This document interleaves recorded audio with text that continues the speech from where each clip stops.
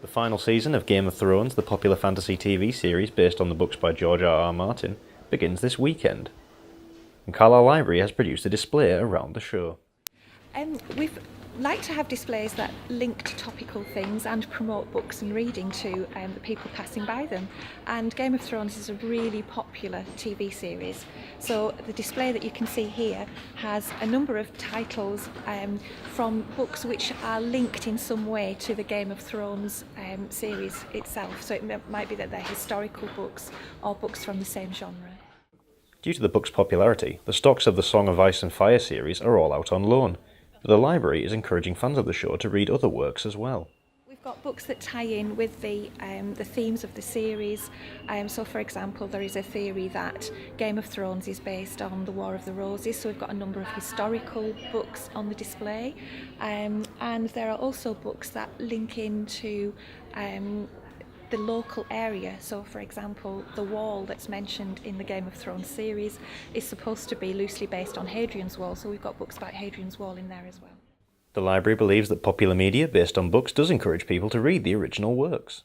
I think the idea that a popular TV series or a film can drive people to reading the book is a really valid one, and it's something that we see happening in the library a lot. It could be that people have read it once before and want to reread it, or it could be that they've never read it before, but seeing the film or the TV series has inspired them to go and read it for themselves. And Game of Thrones is a great example, but we've also over the years seen it happen with lots of other books as well. So, for example, 30 odd years ago, All Creatures Great and Small, when that was on the television, all the James Herriot books were extremely popular. And then through to modern times, you have books such as The Handmaid's Tale by Margaret Atwood, or The Night Manager by John le Carré, the Poldark series. They're all good films or TV series that drive people to read the books. Across the town centre, the Cakes and Ale Cafe, linked with Bookends, will be hosting a quiz night based on the series.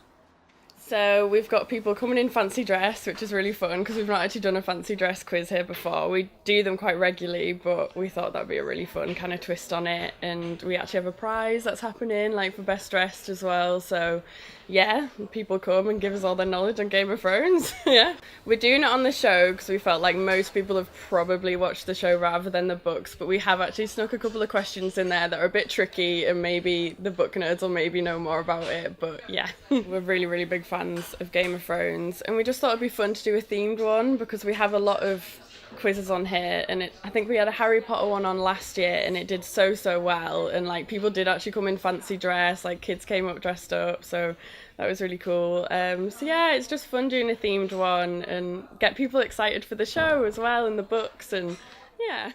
And the team at Waterstones in Carlisle are bracing themselves for an increase in demand for fantasy reading material. So of course everyone's very excited about the final series happening, seeing as we ran out of books several series ago. This is sort of like the last chance to find out what's going to happen, who's going to end up on the Iron Throne. So we are anticipating quite a lot of people coming in and thinking, okay, the series is finally finished now, I should probably get around to reading that book series that everyone's been going on about. So we've had a bit of an increase in interest in orders. There's lots of other kind of related books, things like lessons from Game of Thrones, what you can learn from the series and what you can put into your own life from them. Yeah, as soon as people who are interested in the series see the bunting and they see the dragons and all that sort of thing, they instantly go, oh, that looks very interesting, I think I'll go over there and have a look at it myself. We've just begun our spring season in Cumbria, but it appears for many of the fever-pitched fans, winter is finally here. Kieran McFadgen, That's TV.